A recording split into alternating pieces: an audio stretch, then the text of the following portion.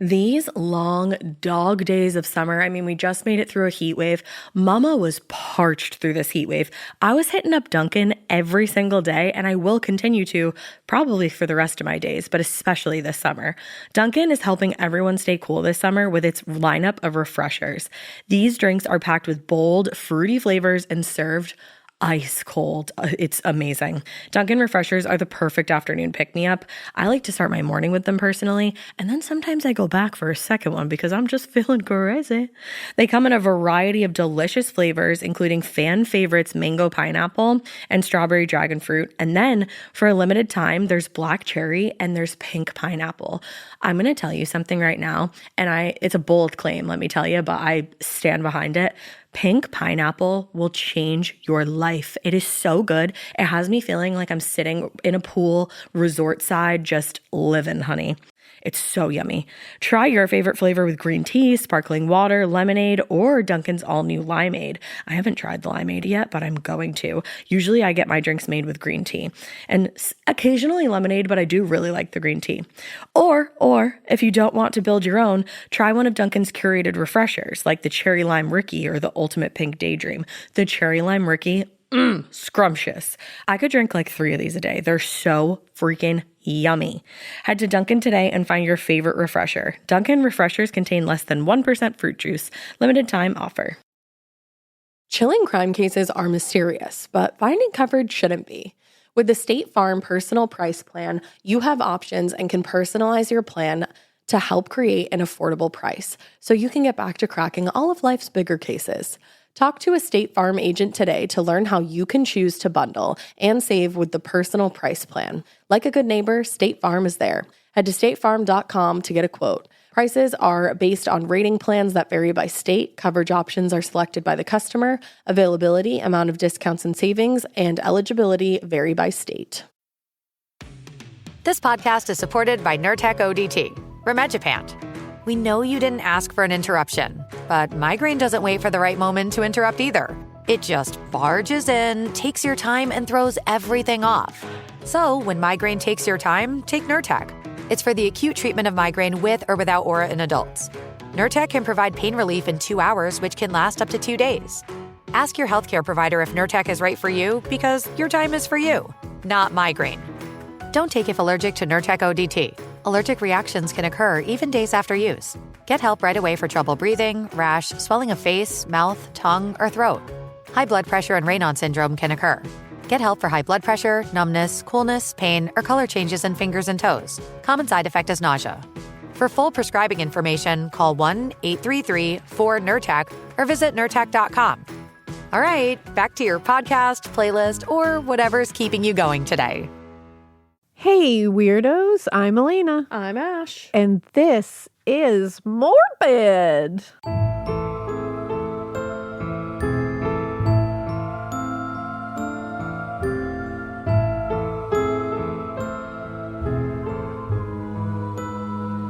It is. It's morbid, y'all. And it always will be. Always and forever. Forever and ever. What's up, brother? I'm really excited because this weekend is when all the haunted houses start opening. Is it this weekend? It's like when they're starting to trickle open now. Should we go to one? Fuck yeah, we should. Oh my God. Hell yeah. Oh my God. I need a haunted house in my soul. My soul is a haunted house right now. Yeah, I think my soul is like pretty full for sure, but like just today is a rough day. Yeah. And my soul is barren today. It wishes it wishes it was filled with spirits. Yeah, and it can be. My spirit would love to be haunted, so we should go this weekend. So we should get that shit going. Yes, let's do it. We really should. Yeah. Also, that just made me think of when you got upset that I had invited like the spirit of a ghost. Oh, and then it reminded you of the TikTok videos. And it reminded me of the TikTok videos because I gotta shout this girl out. I love she this is so girl. fucking funny, and I need her to know that she makes me laugh when I need to laugh immensely. And I appreciate that about her. She so also much. has my mannerisms down. Yeah, it's actually like shocking to a T. So on TikTok, her @ is Nicole Kreitz Writes, and it's Nicole Kreitz, Crites. Nicole Kreitz Writes. Kreitz. And she is so funny. So fucking funny. I love her. I almost said her channel. I love her channel. I'm 100. Like and subscribe. Well, it goes into the next thing we're talking about. Oh yeah, it does a little bit. Go like and subscribe to her TikTok. Like it. Smash that like button. Smash that follow. But yeah, her TikTok is really funny and she's just great. So follow her, like blow her shit up because she's great. Yeah. She does she'll take audio from Old Morbid and rewatch her episodes and Scream actually. And she'll just kind of lip sync to them, but she's so fucking funny. good at them. And she also makes me remember some of the funnier things that have happened. And I appreciate that. I know, because she goes back to like the very early days of Morbid sometimes. And I'm like, oh my God, we are funny. I'm like, oh, look at that. Like, LOL. That was funny. I also think it's weird. I feel like my voice has changed like throughout the years, because I was 21, 22 when we started this. I'm like, damn, does your voice change within that time period? Yeah, we're like whole different people. It's crazy. I mean, I very much am a very different gal than when we started. I mean, as we all should be. Yeah, you just know, keep growth, growing. babe. Growth. But we also just a little, maybe that was like a little tease that we just said. That we said, smash that like smash button. that like button, like and subscribe. Speaking of channel, all that shit. We have a pretty fun collab that's coming out on Monday. Ooh. And yeah, I mean this Monday because we're caught up, babe. Current bitch. So I mean this Monday. It's going to be fun. I think you guys are going to dig it. We had a fucking blast with it. And it's I don't want to give too much away. Yeah. Yeah. Yeah. It's a collab. You'll hear it. You'll see it. It's a lengthy You'll feel collab.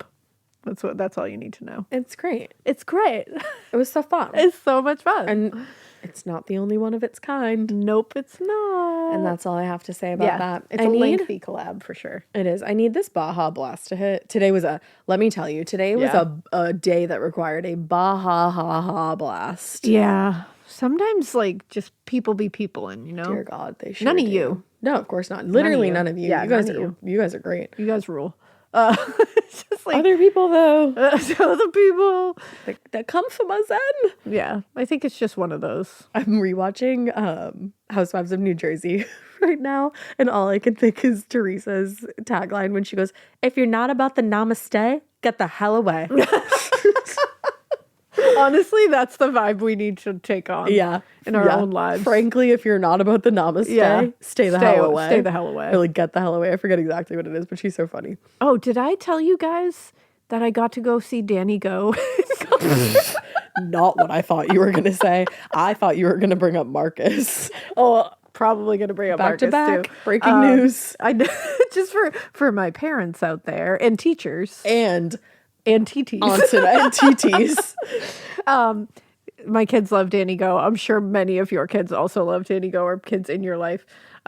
We got to go see him live because he came to Boston with the kids. Hell yeah. We had a fucking blast and they were so sweet. Mm-hmm. My youngest loves Gerald. Who doesn't? And was so excited to see him. So Gerald, shout out to you for making her day. Yeah. But Danny Go crew was so sweet. And the show was so great. If you're thinking of taking your kids, I highly recommend it. She FaceTimed me for part of it. And I was living. Forgive me that garbage. Give me that garbage. Garbage. Because it's a banger. Gonna take out the trash. It just goes so hard. It was great. My kids danced. We danced the entire time. I was exhausted at the end of it. I bet. I would have had a blast. I would have lost my mind. Oh, yeah. It was amazing. I would have gone so hard. That was really great. And Marcus. Just as a final note before we get into this, have any of you followed Marcus the Worm on TikTok? I'm going to remove South Carolina. I literally don't know how to explain this, and I need you to just look it up. I'm irritated. I am mildly irritated. I was irritated. Quite irritated. That tells you everything you need to know. But he's brought us great joy. Yeah, sorry, recently. South Carolina. He did in fact remove you. He did in fact remove But you need to understand he was irritated. He was irritated. Okay. You got to look it up on TikTok, everybody. Just go look. Pause this right now. If you're driving, pull over. Yeah. Be late to work for Marcus's sake. And I got to know if you guys think it's as funny as I think, because it made me cry laughing. Yeah, I think it's very funny. I loll hard at it. You ruffle. It feeds my soul. You ruffle. I do. Roll on the floor laughing, crying. And I think you can look it up on YouTube and stuff too. Probably. So if you don't have TikTok, it's okay. Just look it up on YouTube. Marcus is everywhere. It's Marcus the Worm. You'll know him when you see him. You sure certainly will. And that's all I can say about that. All right. Okay? Okay, well, I think that's enough bid nasty if you Bid can even nasty? consider Marcus bid nasty, which you can. Of Write him course. off on your taxes. Just kidding. You'll get in trouble for that. You will. Just kidding. That's a federal offense. So we are going to be talking today about a case that is close to us because Yeah. a listener of ours and now friend of the pod. Friend of the pod, Nikki. Yeah, Nikki asked that we cover her mother's case. And we Yeah. said, abso-fucking-lutely we will, Nikki. Truly. And honestly, Nikki's amazing. We're going to be talking about her mother's case. Yeah, her mother's Stephanie. Today. And we'll make sure we're like linking to all of Nikki's stuff in the show notes because Nikki also has a podcast. It's called Poppy Killed Mommy. And it's PAPI, Poppy. Where she talks all about her mother and her mother's case and her quest to get justice and to get answers about her mother's case. She's been like, she's like, as far as daughters go, Ultimate. like A+. She is The elite. daughter. She is elite. She is not because a daughter. She is the daughter. because she has worked tirelessly to get her mom's case just talked about, just get it looked at again, like just get her mom's like memory and the facts about this case out to as many ears as she possibly can. And she's doing an amazing job at it. She really is. And any parent would be really proud of having a child like that. So like props to Nikki. Props to Nikki. Also props to other friend of the pod, Sarah Turney. Sarah Turney. Who's been helping Nikki. Sarah Turney is a badass. I'm sure you guys know that. And if you don't, Yeah. now you know. While Nikki is the daughter, not a daughter, Sarah is the sister. advocate sister Yeah. / all of the above. Yeah, truly. So if you haven't, like right off the bat, make sure you go follow. I mean, Nikki's on TikTok a lot where she's like getting, she posts a lot about this and about her journey going through all this on TikTok. And it's Nikki Wasilishin at Nikki Wasilishin or Nicole Wasilishin. Her name on there is Nikki Nikki. But again, we're going to link it so you can just make sure just you go click on it. all that. And make sure you follow her podcast and also make sure you follow Sarah Turney and Sarah Turney's podcast, Voices for Justice, because those are two family of true crime run pods that definitely deserve to be blown up. Yeah, all for the sure. listens in the world. And they're like great people. All right. So with all that being said, let's get into the unfortunate events of, what really did take place here.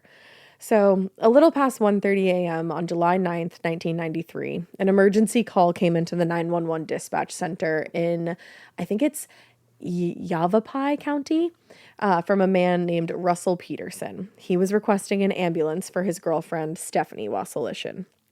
So he told the dispatcher that he and Stephanie had gotten into a fight. Somehow that fight had ended with her being shot and she was now bleeding heavily. Which, how does a fight end that way? It should never end that way. It should never end that way. Officers from the Sedona Police Department were immediately dispatched, obviously, to the couple's residence on Coffee Pot Drive. Which That I just sounds feel so- like nothing bad should ever happen on a No. street named Coffee Pot Drive. Absolutely not. So sad. That should be like, a cozy place. the coziest where of nothing all. bad happens. Yeah, exactly. It's very Stars Hollow-esque. It is. sounding, That's you know? immediately what I thought of. Yeah. So they arrived at the residence about 5 minutes later. They let themselves in through the front door and announced themselves, of course. And Russell came from what they later learned was the couple's bedroom. He stuck his head out. He was still actually on the phone with the 911 dispatcher at the time. And immediately, officers saw that his hands were covered in what appeared to be blood. Oh, boy. So now that they were at the scene, he hung up with the dispatcher and led them back into the bedroom where they found Stephanie's body on the floor with a, quote, large caliber gunshot wound to her throat. Oh, my God. Yeah. As far as the officers could tell, at that point, Stephanie was dead, likely from the gunshot wound, obviously, and the loss of blood, which had now pooled around the right side of her head. But more concerning was that in addition to the presence of Russell Peterson, there was also a small child in the room, just sitting on the bed. And she looked, this will break your heart. It's fucking terrible. She looked up at the officers and told them, "That's my mommy." Oh, my God. Now, luckily, they got her out of there and they got Russell into the next room and they started going through everything. In the living room, he explained that that was his 4-year-old daughter that he shared with Stephanie. He said he didn't... 4 years old. 4 years old, and she saw her mother in that state. Oh, that shatters my soul. You could be 2 years old and you would never get that image out of your head. Like, that poor girl. No child should ever have to see that. And just because at the top of this, we kind of told you a little bit about the case. This is not Nikki. This is Nikki's little sister. Oh. So Russell said he didn't think that she saw what had happened, like saw the shooting, but obviously she saw the aftermath. Yeah. And he said she probably saw him do CPR on Stephanie. So he was telling them, I tried CPR, I did this, and she was here for that. So back in the bedroom, Officer Scott Brooks kind of just started to survey the scene. He saw that Stephanie was lying in the northern end of the room, just beside the bed. And she was just dressed in a green nightshirt and red underwear, just like she was going to get into bed soon. Just PJs. On the floor nearby, he saw a .44 caliber Magnum revolver. There was blood evidence on the wall and the table just above Stephanie's head, and also a bullet embedded in the wall with, this is awful, what appeared to be hair attached to it. Oh, God. And then there was also a gold chain necklace lying on the floor underneath Stephanie's arm, similar to another one that he found on the floor by the doorway. Okay. So out in the living room, the other officers started to question Russell Peterson about the events of that night. He explained that he and Stephanie weren't married, but they'd been living together for about 4 years, and they did have one child together. And there was another daughter in the home, Nikki. Nikki is Stephanie's daughter from a previous relationship. And he said that Nikki was sleeping when the shooting occurred. According to Russell, he'd been working for most of that night, and when he came home later, he could tell that Stephanie had been drinking and had spent more than 2 hours on the phone with her ex-boyfriend, who was the father of her other daughter, Nikki. And this is Russell saying this. This is Russell saying this, by the way, yeah.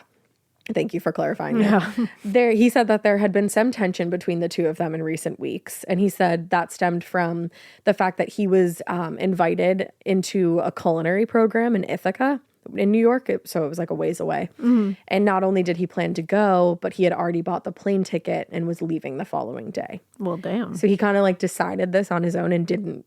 I think from the sounds of it, Stephanie kind of was like, yeah, what about your family here? Like, can you include me in this decision? Yeah. So at some point, their argument started getting heated, and he said Stephanie left the room, went into the bedroom, and came back a few minutes later holding the .44 Magnum that Russell's father had given him. So Russell said he was sitting on the couch at the time and that Stephanie raised the gun in his direction, fired a single round, which struck the wall next to his head, and then said that she was going to blow his head off. Now remember, this is him talking about this. Yeah, this is from his point of view because obviously Stephanie cannot say her point of view. Exactly. However, rather than firing a second shot, she walked back down the hallway toward their bedroom, and Russell started following behind her. According to him, when they reached the bedroom, they started struggling over the gun just inside of the bedroom door, and that caused the gun to go off. That's when Stephanie was shot. After the shooting, he said he called 911 immediately. They instructed him to start chest compressions until officers could arrive, and that's just what he did. So that night, he was taken into custody, obviously, and the two children were removed from the home and placed in temporary foster care until they could figure out a suitable guardian, which is just... It's such a sad scene to think about. Traumatizing event for those from two beginning girls. to end for those two girls. Like, not only did the younger child see her mother in that state, she obviously wondered what had happened here. And then 10-year-old Nikki gets woken up and told that now this is her reality. Yeah, like this is your life now. Like this is what you have to do. And now you're placed in a home where like you strangers. Don't know these people. Yeah. Awful. Like your whole life got turned upside down in one instant while you slept. Mm-hmm. In which, it's like she was 10. Mm-hmm. You're 10 years old. 10 and 4. You should go to sleep every night without not a care a in the fucking world. Care in the world, and no worries. And you nothing. should wake up the next morning without a care in the world. And it's like it kills me when this kind of stuff happens because you just get thrust into adulthood when something like that happens to you, and it's just so you become sad. An adult at 10 years old. Yeah, or like. Like the adult problems get put on you at that age. I also like whenever it's like, and obviously this is like technically an unsolved case, correct? Because like they haven't officially decided that there's fault or what had actually happened. Just putting that out there, which is why I think everybody can kind of gather at the top why Nikki has a podcast. Yeah, so she can better explain justice. that, I'm sure. And obviously I'm just speaking from like, what I'm hearing here is whenever like I hear a gun goes off during an argument, a lot of times like you're just like, explain to me the mechanics of that. Because you've shot a gun, right? I have, yeah. I've never shot a gun. You have to like pull the trigger. I mean, I haven't shot a lot of guns, and it's like, but from what I actually did, it takes a lot of, it takes pressure to shoot a gun. Like, right. And I think I'm just confused, like how this happens, like how you're struggling and somehow somebody's finger goes on the trigger. Right. Like right. that's because you have to get your finger into the trigger, like, although it can happen. Well, not only that, but like guns can misfire, right? Like if you drop it or something like that. Yeah, I'm sure. Yeah. Like I don't know enough about guns to say definitively like, no, this could not happen, or yes, this could happen. But like we've seen it happen both ways. I think it always is more me being like, how did the gun go off by accident? Like I always question it at least, like just need to see like the mechanics of it. Yeah, it's true. But again, I'm not saying that happened or didn't happen here. I'm just questioning. Just questioning. Well, here's the thing. To the crime scene technicians, the evidence seemed to kind of match the description of the events that Russell Peterson described. Okay. And remember, we're at the very beginning here. Yeah.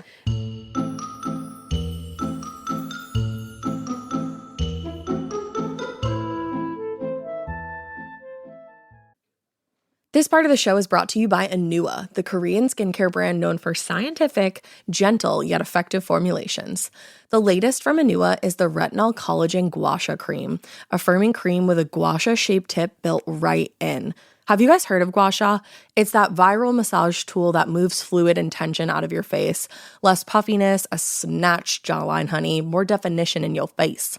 Retinol firms and reduces fine lines, and collagen keeps your skin plump and structured. This cream has both of those things, arguably the most optimal combo for that snatched, lifted look all in one step. I am obsessed with the Gua Sha cream.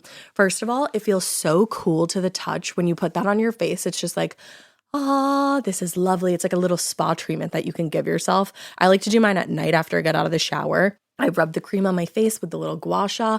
I'm sculpting that jawline, honey. I got it on the cheekbones.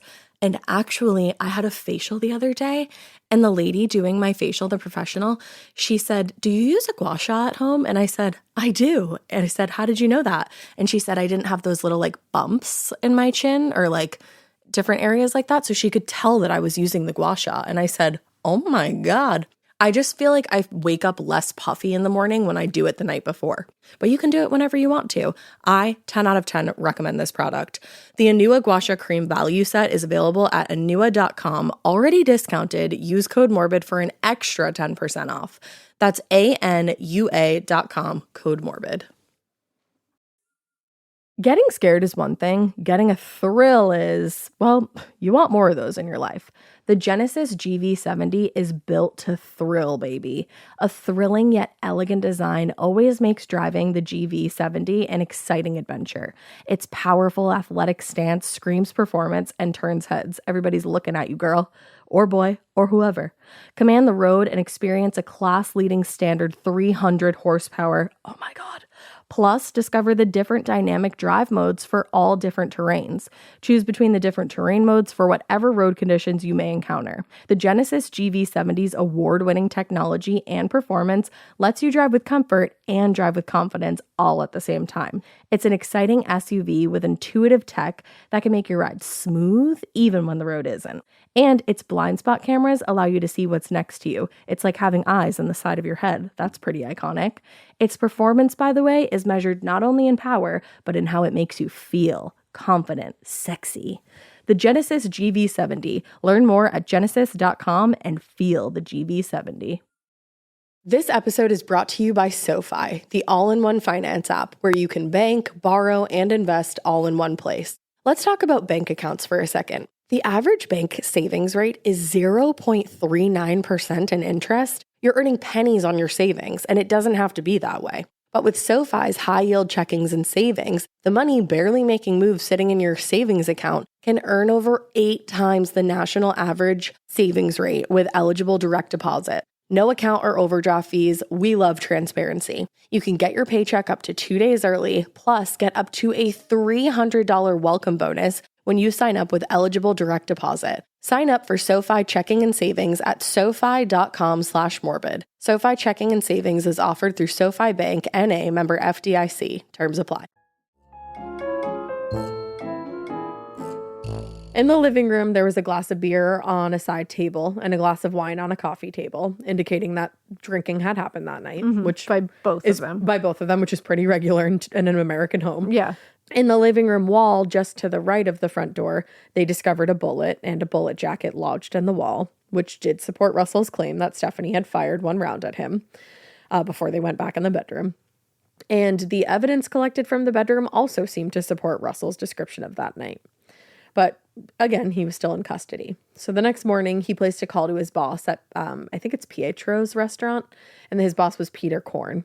And he asked Peter to come down to the station. Peter came down. After talking to Russell for a short time, he agreed to take temporary custody of the children, which is very sweet. I hope he was a good guy. I don't know anything about him. I hope he was. But then he left the station. About an hour later, though, Peter Korn called the station and asked to speak to Chief Bob Irish. And that was the first of 2 calls between Korn and Irish that morning. Now, according to Peter Korn, he knew both Stephanie and Russell very well because they both worked for him at the restaurant. He confirmed Russell's statement to the police about Stephanie having been in distress in recent weeks about, Russell probably leaving. Going away, leaving. And he said, yeah, she was very particularly upset about that. Yeah, which I can understand that. Yeah, it was going to be a 10-day seminar in New York. And it sounds like it was, not exactly like, from the sounds of it, it sounds like it was not exactly decided on together or discussed in a way where she felt like she had a lot of say in it. Exactly. And that's hard when you have a family. Yeah, and just to clarify, they live in Arizona. New York is across the country. Time. Yeah, it's long way away. That's 10 days by yourself. That's 10 days trying to figure out how you go to work and the children are taken care of. Who knows who is around to support the kids? Exactly. That's a lot. So during the calls, Peter also revealed some important information about Stephanie and Russell's relationship. Basically that it was always somewhat strained. Okay. In an interview with another coworker, Catherine Dindler, investigators learned that Stephanie had a really difficult childhood. And this is awful. She had been abused in many ways by her mother and her stepfather. So why do people... I'll never understand this. Yeah. It's why? Why? Why a kid? That's what I don't get. It just will never... I'm glad it doesn't make sense to me, but it will never make sense to me that I'm why are you picking on a kid? It's broken people who have never taken the time to heal themselves. No, and it's and then they just pick on and it's a kid 9 times out of 10 you created. Well, that's the thing. It's that's your flesh and blood right there. Most people in their lifetime are going to have to heal from something, and you should do that before you have children. You absolutely should. If it's, if you need to do it while you have kids, by all means, at least you're doing it. Make a valiant effort at but it, you gotta heal yourself when kids enter the picture. Because you can't heal yourself by inflicting the same kind of terror on your children that you possibly went through. That's where generational trauma comes in. Yeah. And trust me, it sucks. You should be, your parents you should be your kid's safe place. Yeah. 100% of the time. 100% of the time. And to not be your kid's safe place, and again, we're talking about Stephanie's childhood here.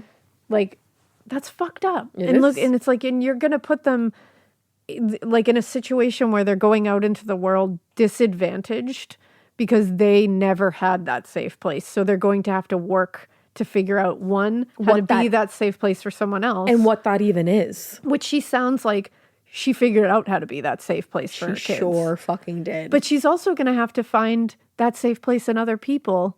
And sometimes that's where the problem comes. Oh my God, so true. Because you end up going and finding it.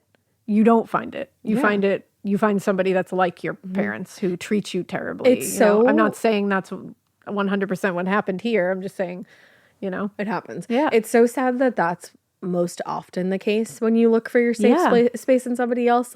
There are obviously times where you do find your safe space in somebody and you could be that lucky, but for sure it doesn't happen often. Yeah, and that's the thing. It's really sad because you disadvantage them to picking another safe place. Yeah, exactly. Out in life. Well, so according to this coworker, Catherine Dindler, Stephanie said that her previous relationship with the father of her oldest daughter, Nikki, had also been physically and emotionally abusive.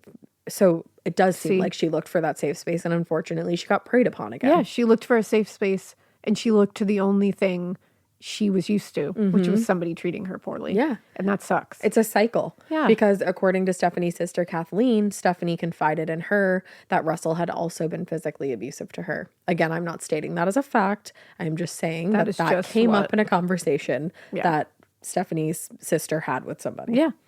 So who we were able to speak to, as I'm sure you know at this point, was Stephanie's daughter, Nikki. And that's when we really got a closer look into who Stephanie was and what she meant to her family, specifically her two daughters. And why I can so confidently say that Stephanie figured out how to be that safe space. 100,000 gajillion %. This will bring you to tears. And these are Nikki's words. I'm reading directly from what she wrote us. Nikki said, I had my mother in my life for only 10 years. While investigating her cold case murder after 28 years, that's when I finally discovered who my mother was as a person. But let's start out with what I remember. My mother was a 10, an absolute model, gorgeous, beautiful inside and out. She's gorgeous. Nikki is spitting truths here because her mom was a hard 10. We saw a picture of her and I was like, that woman she's gorgeous. And she just radiates I feel like people like that are kind inside because it radiates out of them. I was going to say the outside was definitely showing what was on the inside. Nikki said she took great pride in her appearance and grew her hair out all the way down her back. That's one of the things I will always remember is her gorgeous long hair and how much care she took in her upkeep. My mother enjoyed holidays. She would dress up and decorate the home for the big holidays and the little. She lived for the small moments, and she really did live for the moments with her children. My mom was a hands-on mom. She enjoyed dressing up her girls and taking family photos every Christmas. She was proud of the family that she created. My mom would keep up with the trends of the 90s, and I remember her buying my clothes to match Sabrina the Teenage Witch. Oh, hell yeah. And I love because she just thought Melissa Joan Hart was the cutest, and she wanted her daughter to look the same. For her to choose Sabrina the Teenage Witch as I'm going to dress my girls like that, I'm like, game. Oh, that's my girl right there. I think we share a kindred spirit. Oh yeah, immediately we were like, Stephanie. Nikki said, I remember my mom encouraged me to read. She would buy me the newest R.L. Stine, Goosebumps, or Fear Street. Oh. I would come home from school and a new book would be on my bed encouraging me to learn. My mom loved family gatherings at Grandma B's. Lots of memories in that house. I took out the address. I remember one time we were swimming and my mom's friend yelled over, Stacy, what's your favorite color? By the way, people called Stephanie Stacy too, like a nickname. Yeah. So she said, Stacy, what's your favorite color? And Nikki said she took a drag off her cigarette and responded very coolly, green, because it's the color of weed and money. I don't know if green was actually my mom's favorite color, but I know that when I was 5 years old, I heard her say that. And 35 years later, I still remember my mom's answer as she took that drag on that cigarette and answered back, green. What a badass. I think that's just hilarious. That's just such a funny way to answer. And just such a 90s cool girl moment, you know? Yeah. She said, growing up, I knew that my mom had a hard life. So when she was an adult, all she wanted was to create a family of her own. I get that. My mother had no great aspirations of going to college or pursuing a career in medicine or a law degree. She just wanted to have a family. And that's what she did at the age of 19 when she was born. 7 years later, my little sister would be born. 4 years after that, my mother will be taken from us, leaving 2 young children alone. Which is just awful. She sounds like such a cool, the goosebumps of it all, the R.L. set, leaving the book on the bed when she would come home. That's the best. Like that kind of shit. That's the shit you do that I'm like, I wish that I had had that. I love that. Oh, that's such it's those little, yeah. And obviously, look, it's those little things you do for your kids that they remember. Leaving a book on their bed for when they get home. Something so simple that means that has shaped Nikki's entire life. Those are the main memories that she has of her mom. And obviously because her mom was taken from her at such a young age. But those little things have an impact. Because I vividly remember, and it's always going to be very vivid, I can smell them kind of memories. my mom would leave little decorations for holidays, like on my bed. Yeah. Like, so for Halloween, if she went to Home Goods while I was at school, she would pick me up a couple of things and leave them on my bed so I could decorate my room. It's so cute. And I can like literally smell like the environment when I walked in and saw those. It's like that kind of like really fresh memory. And I think that's what Nikki's talking about with that like green comment. Yep. That you can just like, those are the kind of memories that you literally can like touch. They're like imprinted on you. Yeah. And like, she would leave Beanie Babies on the front porch when I would come off the bus. I love that. Yeah. And it's like those kind of things, your kids will never forget those things. Yeah. And they're little. When I was in high school when I moved in with my grandparents, and my grandpa every Valentine's Day would leave me a mug on the counter from like a really good candy store and put all this yummy candy in it. Yep. Every single Valentine's Day, he'd get one for like Halloween, like all the fun holidays. He'd give me something little like that. And it's like, those are truly the things that last. Yeah. They're little, but they're huge. And I just remember, like you were just saying, like walking home, walking into the kitchen, I can literally smell like what was cooking for dinner and just being like, "Aw, like you thought of me." Oh man. So back to the case. While investigators were conducting obviously a large number of interviews with friends and family, just trying to get the bigger picture of who Stephanie was that we now have, thanks to Nikki, and of course how she ended up shot in her own bedroom, the county medical examiner, Dr. Philip Keene, performed the autopsy on Stephanie. Now, obviously, he determined that the cause of death was the gunshot wound to Stephanie's neck. But he had some questions when it came to Russell Peterson's description of the incident, because in his opinion, it was not entirely supported by the evidence. Interesting. So remember, in his statement to the police, Russell said that the gun had been in Stephanie's left hand when it went off. This was supported by the presence of gunpowder residue on her left hand, but by all accounts, Stephanie was right-handed, so it wouldn't have made sense for her to hold the gun in her non-dominant hand. Oh, yeah, you're right. Like that, it could happen, but, you know, it'd be weird. And beyond that, in order to inflict the kind of contact wound that she got in her neck, she would have had to have been holding the gun at a very awkward angle, which would have been, like, unnatural under the circumstances. Like, her arm wouldn't have really been able to move that way. Well, and not that's broken. where the questions of like when a gun goes off like that come into play, where like you need to like lay out exactly what would have needed to happen for that injury to happen. Yeah. And sometimes you're like, ooh, doesn't line up. So in his summary, Dr. Keene wrote, "The character of the wound is such that it is a contact wound," which is awful. Damn. And he said, and the presence of gunpowder residue on the left hand is more consistent with the deposition in a defensive posture than with any self-inflicted injury, whether intentional or otherwise. Oh. So as a result of his findings, he did list the death as a homicide. Interesting. Yeah. And very interesting that the gunpowder on the hand, because I didn't even think of that it could be a defense thing. Yeah. Like that it was a contact thing. Right. Like that's wild. It is interesting.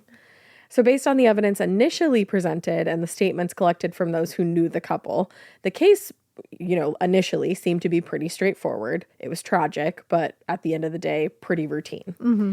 Now, the coroner's report was definitely a catalyst to a lot of questions, because now that indicated that there was way more to this story, and now this death is a homicide. Yeah. But that wasn't the only thing complicating what investigators thought was going to be an open shut case. Not long after Stephanie's death, Detective Walt Spokes sat down with the couple's younger daughter to find out if she had seen anything that evening, because remember, she was awake when they got in the room. And they just wanted to see if she could add anything of value to the narrative. And throughout the interview, he did his best to avoid leading questions, of course, just really stuck to broad questions about what she remembered. And he asked her, "What happened at home tonight?" And she just looked at him and said, "My mother died. My dad killed her." That wrecks me. Yeah. That must have wrecked those like to Oh, I hear a don't know. little sweet little baby who has been through hell say that to you. I don't know would how wreck you me. I don't know how you recover Yeah. from that, and just like, obviously your job is a part of your life, but then you just go back to your personal life And after have that. to just like carry that. Like, that's heavy. Like, damn. That's heavy. Yeah. The interview with Stephanie and Russell's daughter, it's pretty brief, but there are certain revelations made during that discussion that would be pretty significant going forward. The most important being that after she heard the commotion in her parents' bedroom, she went to see what was happening. And not only did she see her mom lying on the floor while Russell appeared to be retrieving the gun from the closet, it wasn't out yet. Oh. But that meant that directly after the shooting took place, Russell not only handled the weapon, but also appeared to have moved it from where it had fallen from Stephanie's hand. Oh. Yeah. Interesting. And again, this is from the discussion with Nikki's younger sister. Exactly. So given the new information in the coroner's report, Detective Spoke sat down with Russell for another interview and was like, whoa, What's lots of going new on here? information here. And that's when he changed his story in some very significant ways. Oh. When he was initially interviewed immediately after the shooting, he told investigators, like we said, Stephanie had argued, they struggled with the gun, it went off, Stephanie was killed. But now all of a sudden he claimed that to the best of his recollection, Stephanie fired the gun at him while he was on the couch, then went into the bedroom. He followed her, and when he reached the bedroom, he arrived just in time to witness Stephanie fall to the floor after she shot herself. What? Yeah. Which she would have had to have done with her left hand, which is At a very unnatural angle. at a very unnatural angle. Yeah. In the neck. Yep. Like Okay. right on the neck. Okay. So the previous explanation of an accidental shooting during a struggle would have accounted for the presence of gunpowder on his hands. But if Stephanie shot herself like he was now claiming, they asked him, how did he get gunpowder on his hands? Yeah. Because now you're removing yourself from even holding the gun at all. Yeah. And they said, for that matter, why did their daughter tell police that she saw him taking the gun to the closet? Yeah. Where did that, like, when did Yeah, that why happen would throughout that the happen? evening? For the most part, his second interview matched the contents of his initial statements. He claimed he got home from work, he found Stephanie drunk, agitated, their conversation was calm, things got heated, and he said he did his best not to become angry. He told detectives, I don't have the buttons that you can push to maybe want to put me into that mode. Which is like, babe, everybody has buttons. Yeah, everybody has a button, Yeah. but like not to be pushed into a mode of handling a gun. Yeah. And then eventually things escalated to where Stephanie got the gun, fired a shot at him, and then that's where his story changes again. According to him, after the shot was fired, he fell over on the couch and it took him a few seconds to collect himself, and that's when Stephanie went into the bedroom. He said, I go through the hall and the door is 3/4 of the way closed. I know I told you guys of this confrontation, of this struggle, and I'm not excluding that maybe it did or did not happen. And that's the point of darkness for me. So now it maybe did happen, maybe didn't happen. And now you don't remember anything? But it's the it's when people claim the blackout happens that I'm like, uh-oh. And it's like, so that's your third story. Yeah. Now. And now we're including a complete blackout. A blackout. Yeah. Which, like, oh, if you can't account for that time, Yeah. that's not good. Like, uh-oh. Essentially, he was recanting his previous statement now that they had struggled over the gun. And now apparently the one where he immediately walked in and found Stephanie lying on the floor. And now that we were just left with this blackout. Mm-hmm. And he said he didn't regain full consciousness until he saw her fall to the floor. He said, I don't know what happened. I may know. It'll come to me. I don't think I ever put my hands on her. So it's And, like like, now you don't know what happened? And how did you just black out? Like now you're like, you just like went unconscious?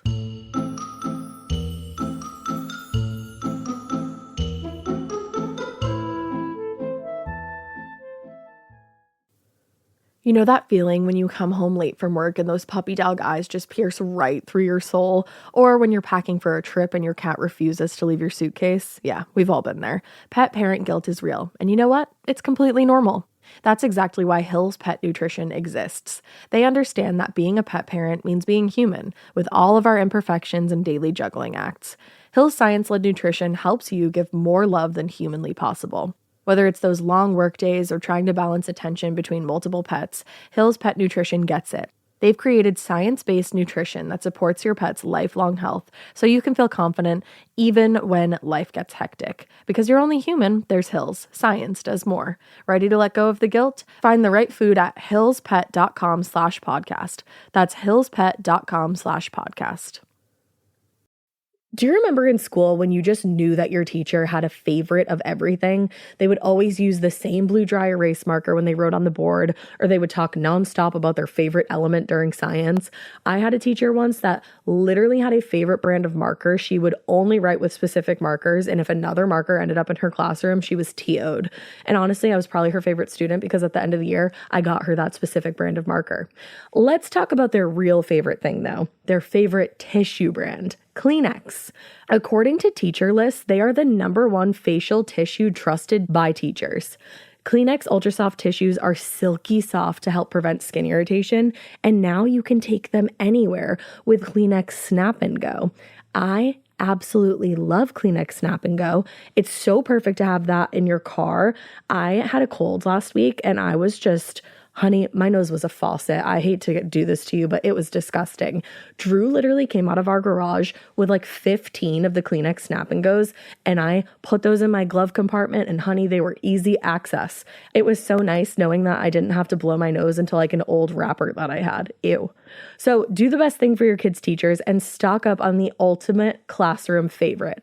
Maybe it'll make them their teacher's favorite student. They definitely have a favorite. Don't even get me started because again, you know it was me.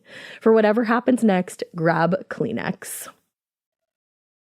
The best summer pieces are the ones you end up wearing on repeat, comfortable, versatile, and somehow right for almost every occasion.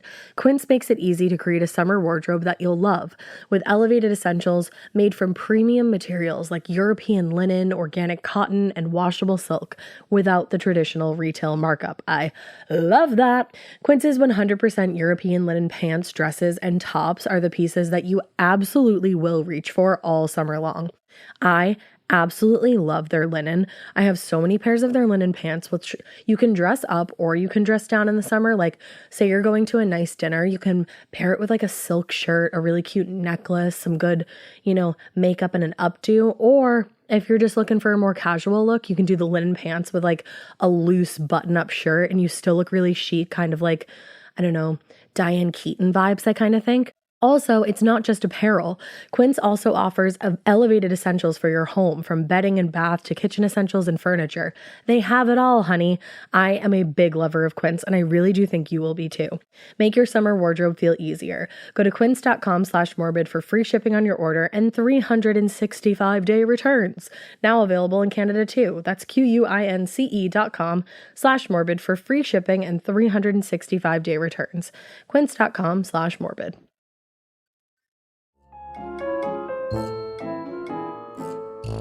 And it's like, okay, I'm playing devil's advocate here for sure. Yeah. Traumatic events For can sure. make you black out, but you already definitively told one story, and then you said, has all the pieces. Actually, that's wrong. And then you definitively told another story where you remembered everything, and now all of a sudden you don't remember? Yeah, if like, you no blacked matter out, what. you got to say that from the jump. That's the thing. No matter what, whether like whatever outcome actually happened here or whatever process happened here, you're not making yourself look good here. No. By changing the story up 100 The times. second you start changing your story is the second that People people are get their haunches suspicious. up. Yeah. Exactly. So he claimed that after he regained his composure in the bedroom, he saw the gun on the floor, and his instinct was to pick it up and to move it out of the way. So he grabbed it, he put it back in its leather holster, and placed it on the shelf in the closet. But then he said, something clicked off in my mind that said, no, you can't do that, Russell. Meaning he realized he shouldn't move the weapon. He went over to the closet and he took it out again and put it back on the floor where he'd gotten it from. And he said that's when their daughter appeared at the bedroom door. So now that accounted for her seeing her father move the gun. come back out. So now we're accounting for a story that we know the daughter told. Which again, if that is what happened, why wouldn't you just say that Initially. from the jump? Right. Just say like, yeah, and there was this moment where I went to put it back and I was like, oh shit, that could look suspicious. So I took it back out. And I think my daughter appeared there. Like, why wouldn't you just say that story? Why is that suddenly coming to you now? You got to just say things initially. You got to just say the When story. you're in a situation Say like the this, truth. obviously, like, people get scared. So many things can be true, but like, no matter what, it looks sus when you start doesn't look changing your good. story. Yeah. So throughout the course of the interview, Detective Spokes did his best to push Russell for any additional information, especially by pointing out the contradictions between his story and what they now knew from the evidence. For example, now the coroner's ruling indicated that the death was a homicide, but Dr. Keene was very careful to point out the angle of the entry and exit wounds and the contact burns made it very unlikely to have been a suicide. So he's sitting there, the detective spokes is sitting there telling Russell, like, okay, so now your story is that Stephanie shot herself, but the autopsy's not showing us that. That's the thing. The autopsy isn't going to lie. And they reenacted the shooting, and the facts of what the findings were in the autopsy were Lined verified. Yeah. It confirmed it would have been very, very extremely difficult, if not completely impossible, for Stephanie to have bent her arm in the position that she had to have to shoot herself that way. Autopsies don't lie. That is just, you cannot fuck with an autopsy. That Not is just only- that they're going to tell you what happened there or what didn't happen That's there. the thing, and it's like not only that, but then they went to the trouble of reenacting it. in the work of reenacting it, and it confirmed the findings. Yeah. That's like a double down. And that it's like, it's next to impossible for it to have happened. Like for her to bend her arm that way. Like, come on, man. Yeah. And I'm sorry, that just like, when you change your story from there was a struggle and the gun went off to then they shot themselves, my haunches are immediately up. It's weird. Like I'm immediately like, what? And then- it's completely removed you out of the situation. And then you find out you can't be completely removed So you because you have kinda put gunpowder yourself- on your hands, like- and somebody saw you with a gun. Yeah. Like, hello? Oy. So Detective Spokes in the interview room explained to Russell that he was pretty much losing all credibility, especially because now he had changed his story like 4 or 5 times at this point. That's not great. And to make matters worse, while he was initially pretty cooperative and forthcoming, after about a week or so, he stopped returning investigators' phone calls and just seemed to be avoiding detectives because they couldn't continue to hold him after a certain point. So he did get let go. Of course. But then he kept getting called in for interviews, but then he just eventually stopped participating in them. Damn. So eventually, Spokes and his partner presented Russell with what they believed to have happened that night, which was more or less the original version of events. They said, sure, I think a fight escalated to a struggle over the gun, and during that fight, Stephanie was shot. Detective Spokes said, I'm trying to give you an opportunity to respond and to help us. I mean, if this was an accident, we just want to prove it was an accident. Yeah. But at that point, Russell was immovable and just continued to say, nope, Stephanie shot herself, and I blacked out during it. No. And I it's don't that's believe the story that makes the least amount of sense. And the story that the forensic like evidence and the autopsy proved wrong. right. So it's like you can't keep hanging on to that And one. they're literally sitting here being like, we'll give you the initial story that you gave us back. We're giving you the opportunity to just tell us this was an accident. Right. If it was an accident, tell us. It's and an we'll accident. move from there. But don't But change to your take story. yourself completely out of it now when the forensics is telling us you were in it, come on. And don't get like shoddy and start avoiding people. Yeah. And investigators in the law, like, hello. Not good. So based on the number of times that his story had changed and the various pieces of contradictory evidence, Detective Spokes and the other investigators felt pretty strongly that Russell Peters was not being entirely forthcoming about what happened on the night of Stephanie's death. But they didn't have any evidence or eyewitness testimony to prove beyond a reasonable doubt that he wasn't being truthful. The coroner's report indicated that it seemed unlikely that Stephanie shot herself, but that didn't mean that she couldn't have. It was just only that it would have been awkward given the evidence and close to impossible. Yeah. But not impossible. Yeah, of course. And unfortunately, the only witness that they did have who saw anything that night, aside from Russell, obviously, was a small child who, in addition to experiencing a considerable trauma, like, is a child. I mean, she's 3 or 4 years old. That's like, she's so little, you know, like, Exactly. and again, she's been through so much trauma. And you don't want to keep dragging her through this trauma. you don't want to either. keep dragging her through it. She's a child, so she can't be your only witness that you can throw No, on the stand because unfortunately a jury isn't going to put a man away for life or for a considerable amount of time based on a 3-year-old's and that's word just or a 4-year-old's word, you know. unfortunate reality. So they didn't believe what Russell was telling them, but they couldn't prove that he wasn't. Yeah. So they were at a standstill. In the months that followed, new information and leads just started to dry up because, I mean, there's only one person involved here. You're not really going to get any tips or leads. Yeah.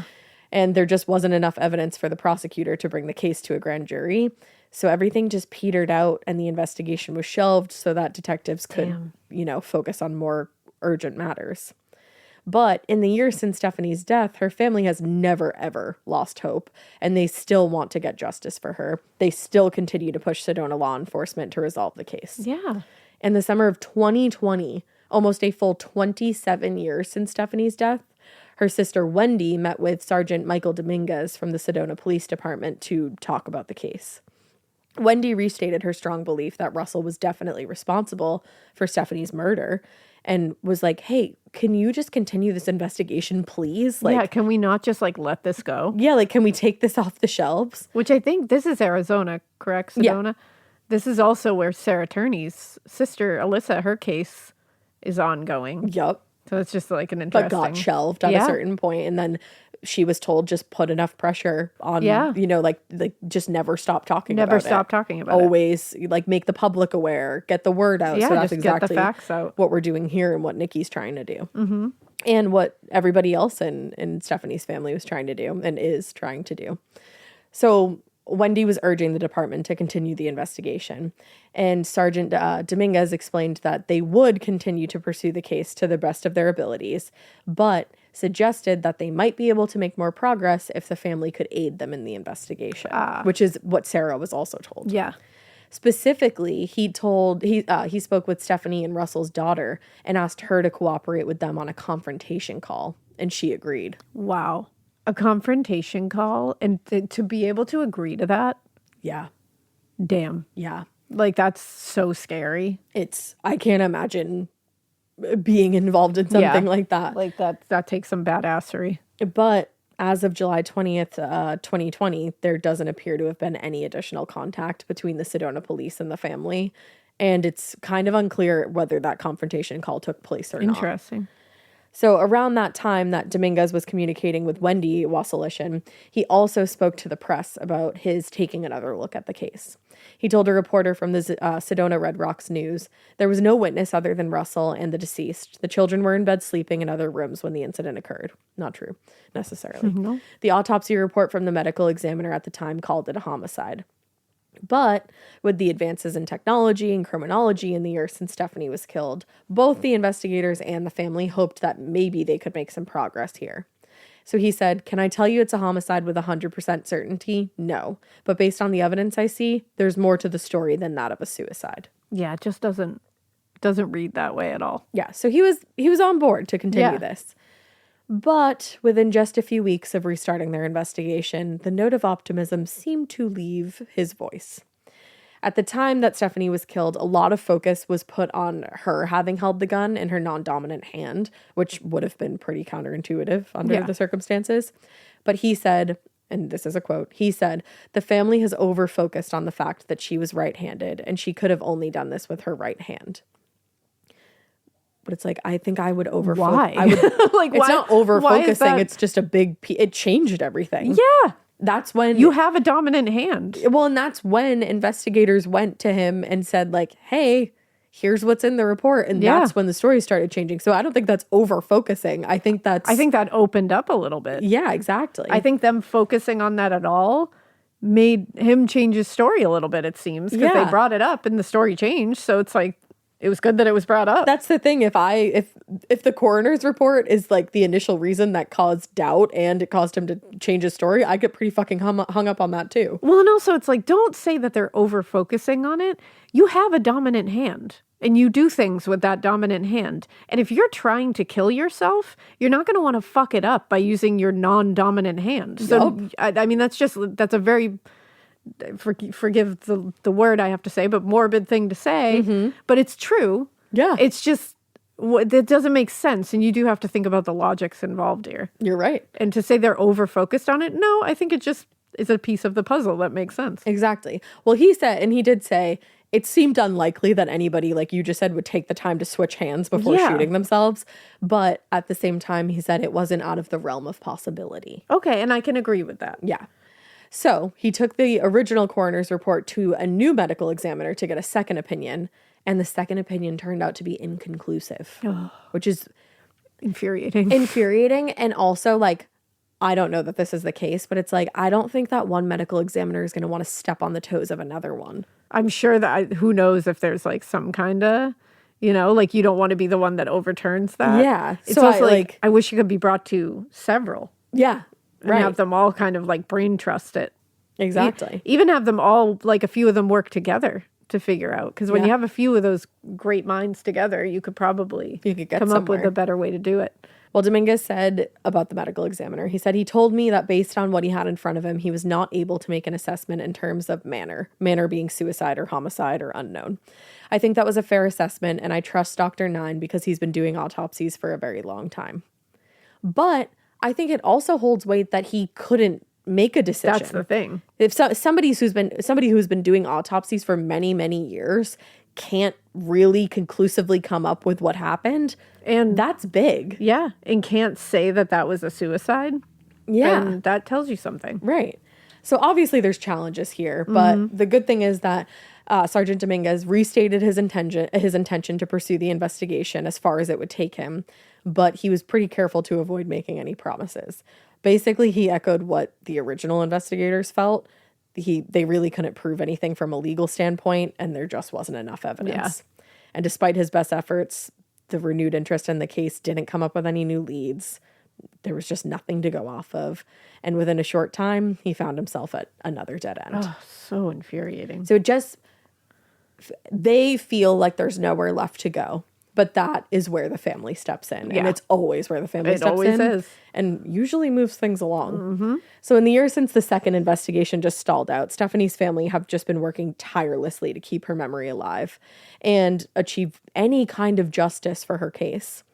In 2022, they worked with the local Fox affiliate in Phoenix to produce a 2-part news story on the case, which obviously celebrated Stephanie's life, but also highlighted a lot of the unresolved questions in the case.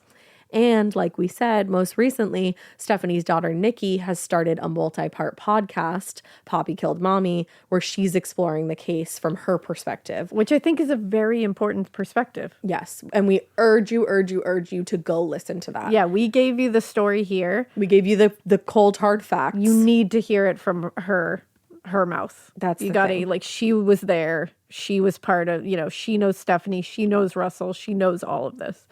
And like you said, you got to hear it from her mouth. So to end this on Nikki's voice, before you go check out her podcast, again, it's Poppy Killed Mommy, here's what she told us in relation to the investigation now and what she hopes moving forward. She said, "It'll take me 28 years to become involved in my mother's cold case murder. I will wait for the police to do their job all my life, but I will wait in vain. At the age of 38, I request my mom's case file, and I read what happened to her, and I'm blown away. I'm just blown away. One of the questions you asked me was what I feel like I carry today from her and her influence. I know that I carry her rage and her anger. I'm mad for the life that was taken from her and her children. I feel like I've become her warrior in my 40s and my midlife. I'm finally looking back at my childhood and seeing my mother in such a different light. I know that my mom's case has made me obsessed for some kind of justice. The influence that she has given me is to never give up, and I never intend to. I've contacted the police, and they're telling me it's been too long. I've contacted wrongful death attorneys, and they're telling me the statute of limitation has expired. I'm not even sure what justice looks like anymore, but I will not stop until there is some kind of accountability. Thank you for taking the time to listen to the daughter of a miracle woman." Damn. Which just gives you chills. I'm telling you guys, go listen to Nikki because she's gonna do it. She'll blow you away. She's gonna do it. Yeah, there's gonna be some kind of justice here. And she reminds me very much of, like, her and Sarah have that same, like, Sarah Turney have that same, like, just badassery that they're like, I'm just not gonna stop until, and it's like just getting some kind of justice.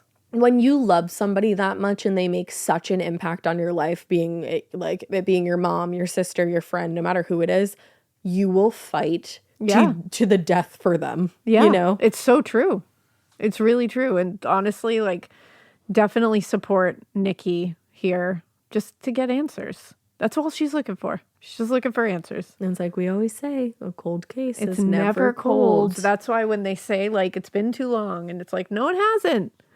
Look at the boy in the box was solved. Yeah, the Somerton man was solved. Years and years and years They figured there's so many cases that have been solved later. The Golden State Killer. Yeah, the Golden State Killer. I mean, they thought they solved Jack the Ripper. They didn't, but they're still trying. Don't get her started. That. Don't get me started on that. But they're still trying, and you don't give up. I have full hope, and I hope that Nikki does too. I think she's going to get this shit done. Yeah. And also, because we know you guys, can crank out the signatures on a petition Hell yeah. if you do see fit, which I think you will here. There is a petition on change.org. It is a demand of a complete homicide investigation for the murder of Stephanie Marie Wasilishin. We're going to put the link in our show notes. We'll put it on social media. It has 12,000 signatures right now. And Nikki was the one who made it. So yeah, you can Nikki be sure made this. Yeah. So go sign that for Nikki. Share the word. Spread the word. Support her podcast. Support the change.org petition. And let's crack open this cold case. Let's do it. Let's find out what happened here. All right, guys. So we hope that you blow this case wide open. We're all going to. And of course, we hope you keep listening. And we hope you Keep it weird. But not so weird that you don't go check out Poppy Killed Mommy by our girl, Nikki. And sign that petition. You guys are so good at petitions.